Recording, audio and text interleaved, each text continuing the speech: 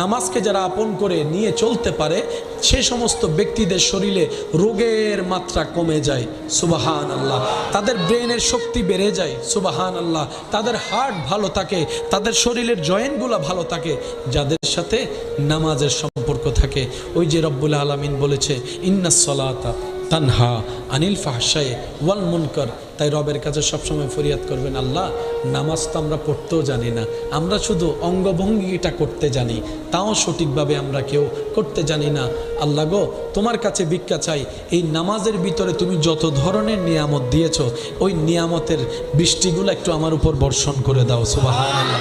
আল্লাহ আমিও তোমার প্রিয় বান্দার লিস্টিতে নাম লেখাতে চাই। আল্লাহ আমিও ইজ্জতের জীবন চাই, আমিও কবরকে আলোকিত দেখতে চাই। তোমার দয়া ছাড়া তো কিচ্ছুই সম্ভব না। আল্লাহ আমি চেষ্টা করছি তোমার ইবাদত করার, আমি যেভাবে ইবাদত করলে তুমি খুশি হবা আমাকে তুমি দয়া করে নিজ গুণে সেভাবে ইবাদত